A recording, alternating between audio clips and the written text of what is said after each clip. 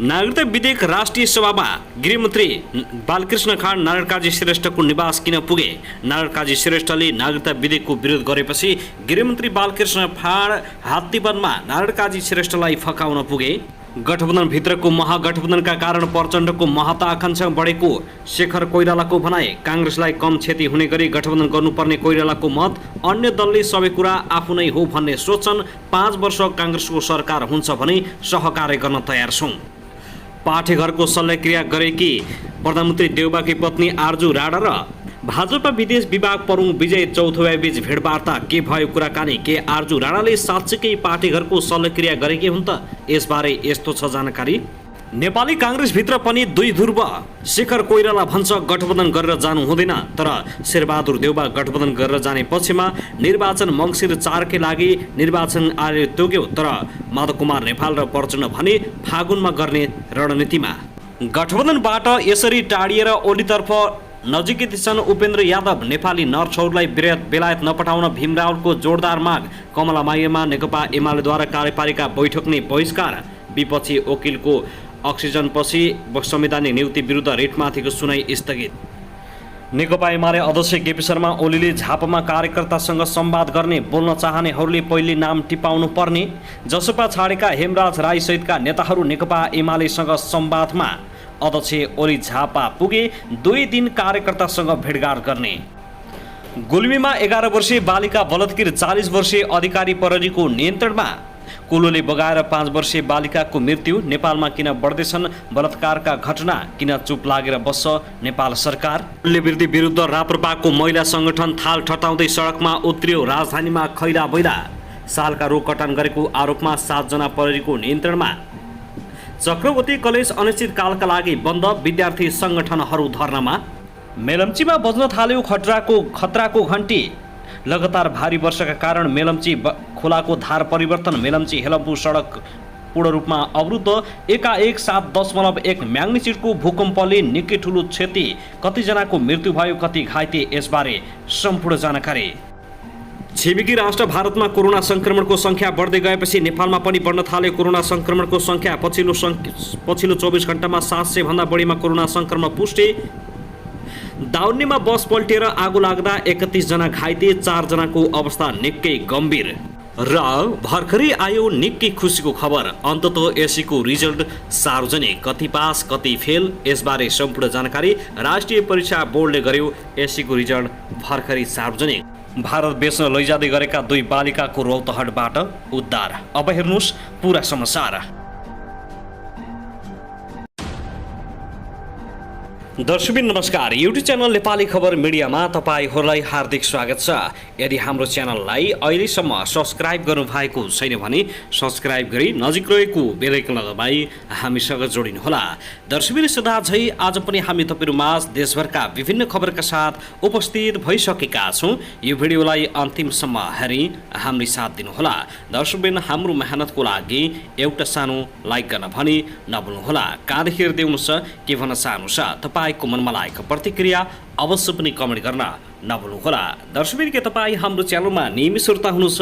यदि नियमित हुनुहुन्छ भने तल कमेन्ट बक्समा नियमित अथवा रेगुलर लेख्नुहोस्। यदि तपाईँ नयाँ हुनुहुन्छ भने सब्स्क्राइब गरी जोडिनुहोस्, ताकि नयाँ अपडेटका साथ हामी तपाईहरुमाझ दैनिक रूपमा उपस्थित हुने गर्दछौँ। हाम्रा अपडेटहरू तपाईहरूलाई के कस्तो लागिरहेको छ, सल्लाह सुझाव प्रतिक्रिया कमेन्ट बक्समा छोड्न नभुल्नुहोला। दर्शकबिन आउनुहोस् आजको पहिलो खबरतर्फ लागौं। गुल्मीमा 11 वर्षीय बालिकामाथि बलात्कार गरेको आरोपमा 1 जना पक्राउ परेका छन्। पक्राउ पर्नेमा इस्मा गाउँपालिका 4 कोबिन्डे बस्ने 40 वर्षीय भूपाल अधिकारी रहेका छन्। अधिकारीले ती बालिकालाई ललाई फकाई सोही ठाउँ स्थित खरबारीमा लगे बलात्कार गरेको उजुरीका आधारमा प्रहरी चौकी इस्माबाट खटिएको टोलीले उनलाई पक्राउ गरेको हो। प्रहरीका अनुसार अधिकारीले गैराती 9 बजे मदिरा सेवन गरी बालिकालाई बलात्कार गरेका थिए। अधिकारीलाई आज बिहान पक्राउ गरी जिल्ला प्रहरी कार्यालय तमगास ल्याइएको प्रहरीले जनाएको छ। बलात्कारबारे थप अनुसन्धान भइरहेको प्रहरीको भनाइ छ। दर्शकबिन त्यसैगरी आउनुहोस् अब अर्को खबरतर्फ लागौं। नेपाली कांग्रेसका नेता डा शेखर कोइरालाले आगामी चुनावमा गठबन्धन गर्न 5 वर्षसम्म काङ्ग्रेसी सरकार हुने गरी सहमति हुनुपर्ने दावी गरेका छन्। नेपाल प्रेस युनियनले आज बुधबार वीरगञ्जमा आयोजना गरेको पत्रकार सम्मेलनमा बोल्दै डा शेखर कोइरालाले आगामी 5 वर्ष स्थायी सरकार बनाउने गरी मात्रै गठबन्धन हुने बताएका हुन्। अहिले काङ्ग्रेस ठूलो पार्टी भएकाले त्यसअनुसार सहमति गरिनुपर्ने उनको भनाइ छ। डा कोइरालाले भने 5 वर्षसम्म काङ्ग्रेसकै नेतृत्वमा स्थायी सरकार बनाउने पक्षमा हामी सचेत छौँ। यसका लागि छलफल भइरहेको छ। काङ्ग्रेसलाई कम क्षति हुने गरी मात्रै गठबन्धन हुने उनको भनाइ थियो। अब हामी प्रदेशको निर्वाचन र सङ्घीय निर्वाचनमा होमिँदैछौँ। मलाई लाग्छ मङ्सिरको पहिलो हप्तामै निर्वाचन हुन्छ भन्ने मलाई विश्वास छ। त्यसमा काङ्ग्रेसलाई कम क्षति हुने गरी गठबन्धनमा जान्छौँ उनले भनेका छन्। अहिले नेकपा माओवादी केन्द्रले मागे जति सिट दिन नसकिने उनले जोड दिएका छन्। स्थानीय चुनावबाट काङ्ग्रेस ठुलो पार्टी भएको स्मरण गराउँदै डा कोइरालाले भने माओवादीले 2074 सालकै जसरी पनि सिट मागिरहेको छ त्यसरी हामी मान्दैनौँ। हामी बराबर सिट गराउन सक्दैनौँ। 5 वर्ष काङ्ग्रेसको स्थायी सरकार भए मात्रै चुनावी तालमेल गर्ने कोइरालाले बताएका छन्। दर्शकबिन त्यसगरी आउनुहोस् अब अर्को खबरतर्फ लागौँ। गत मङ्गलबार कोहलपुर नगरपालिका वडा नम्बर 14 पार्वतीपुरका दम्पति हत्यामा भारतीय सुटर नभई नेपालगञ्जकै 2 युवकलाई प्रयोग गरिएको खुलेको छ। भाइ 25 वर्षीय कृष्ण गडेरिया र बुहारी 23 वर्षीय अञ्जली गडेरियाको हत्या दाजु विजय र भाउजू रेखाको योजनामा नेपालगञ्ज उपमहानगरपालिका 19 का राजन सोनकर र नेपालगञ्ज उपमहानगरपालिका 18 का शकिल अली शेषले हत्या गरेको खुल्न आएको छ। मङ्गलबार बिहान घरमै दम्पति मृत अवस्थामा फेला परेपछि प्रहरीले अनुसन्धानका क्रममा मृतकका दाइ विजयमाथि आशंका गरेको थियो। उनलाई घरबाटै पक्राउ गरेर सोधपुछ गर्दा आफूले 1 लाख रुपियाँ दिएर हत्या गर्न लगाएको तथ्य स्वीकारेका थिए। यसै क्रममा हत्या आरोपित राजन र शकिल गत राति हतियारसहित पक्राउ परेका छन्। कटुवा पिस्तोल र 4 राउन्ड गोलीसहित राजन र शकिल पक्राउ परेको बाँके प्रहरी प्रवक्ता डीएसपी मधुसूदन न्यौपानले जानकारी दिएका छन्। विजय र रेखाले 50,000 रुपियाँ दिएर राजन र शकिल मार्फत भाइ कृष्ण र बुहारी अञ्जलीको हत्या गराएको प्रहरी समक्ष स्वीकारिसकेका छन्। दर्शकबिन त्यसगरी आउनुहोस् अब अर्को खबरतर्फ लागौँ। प्रधानमन्त्री शेरबहादुर देउबाकी पत्नी आर्जु राणा देउबाले भारतीय जनता पार्टीका विदेश विभाग प्रमुख विजय चौथवालीसँग बुधबार भेटवार्ता गरेका छिन्। नयाँ दिल्लीमा साउन 8 गते पार्टीघरको शल्यक्रिया सकिए लगतै आर्जुको राजनीतिक दौड सुरु भएको छ। नेपाली काङ्ग्रेस केन्द्रीय सदस्य समेत रहेकी आर्जु राणाले चौथवालीलाई भेटेर राजनीतिक संवाद अगाडि बढाएको स्रोतले बताएको छ।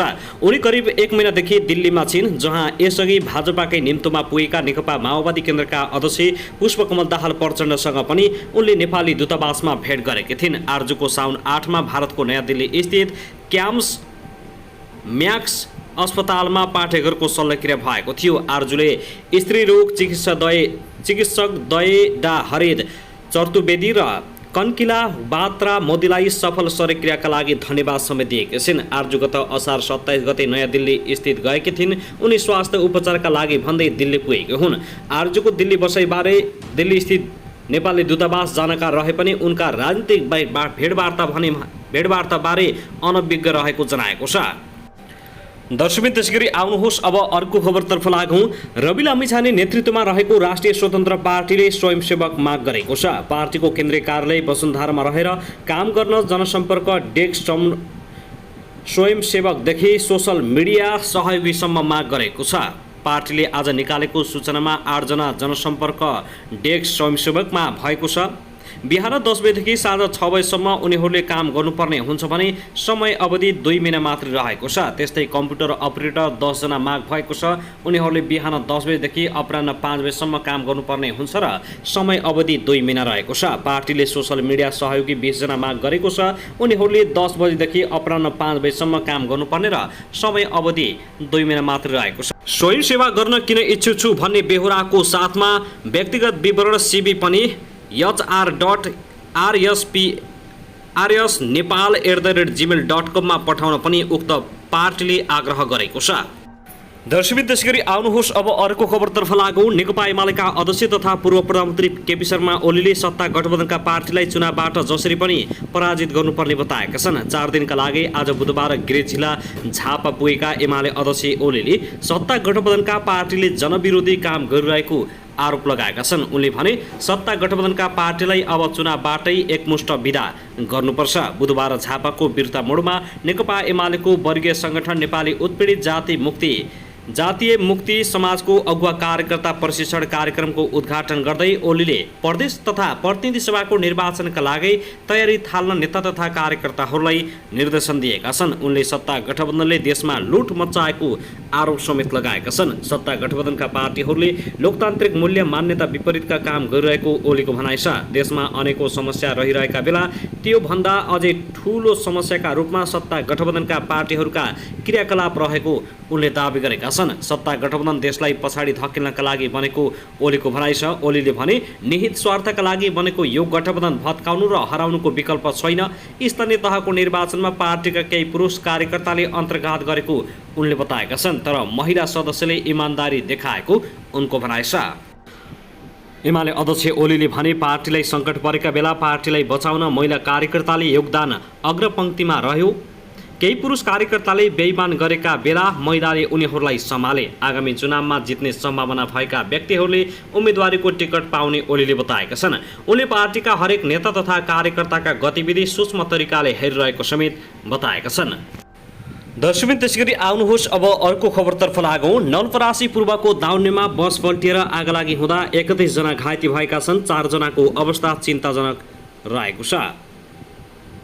कञ्चनपुरबाट काठमाडौँका लागि छुटेको ना 5 ख 5100 नम्बरको बस आफै अनियन्त्रित भई सडक छेउमा पल्टिँदा बसमा आगो लागेको नवलपुर प्रहरी प्रमुख डीएसपी सन्तोष पाठकले जानकारी दिएका छन्। बसमा 31 जना सवार रहेको र 4 को अवस्था गम्भीर रहेको पाठकको भनाइ छ। घाइते मध्ये 6 जनालाई उपचारका लागि भरतपुर अस्पताल चितवन पठाइएको र अन्यको मध्यबिन्दु अस्पतालमा उपचार भइरहेको जनाइएको छ। चालक भने यतिखेर फरार रहेकाले खोजी कार्य भइरहेको परिनायब उपरीक्षक पाठक जानकारी दिएका छन्।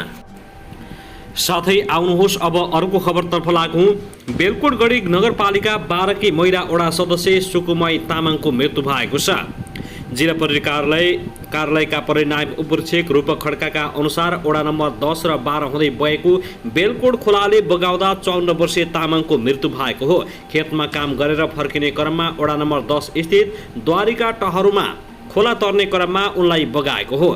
तामाङको शव करिब 1 किलोमिटर तल वडा नम्बर 12 को रैकरे 34 मा भेटिएको खड्काले जानकारी दिएका छन्। उनी गत वैशाख 30 गते सम्पन्न स्थानीय तहको निर्वाचनमा नेकपा एमालेबाट महिला सदस्यमा निर्वाचित भएकी थिइन्।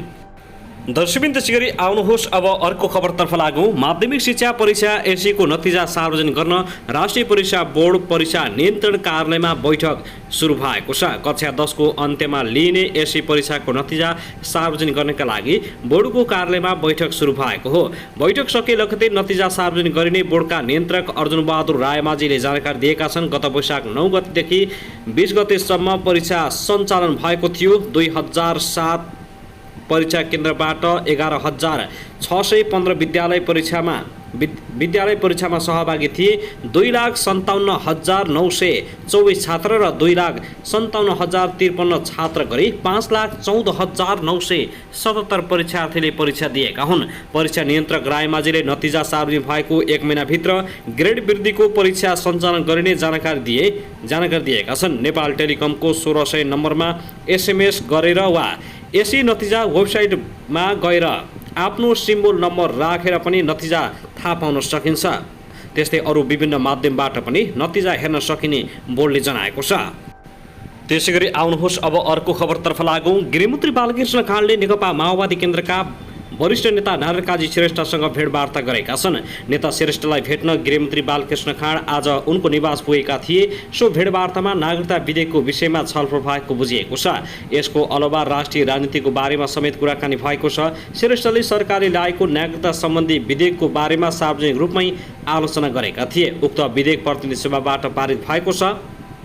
नेपाल नागरिकता ऐन 2063 संशोधन गर्न बनेको विधेयक आज बुधबार नै राष्ट्रिय सभामा निर्णयार्थ प्रस्तुत हुँदैछ।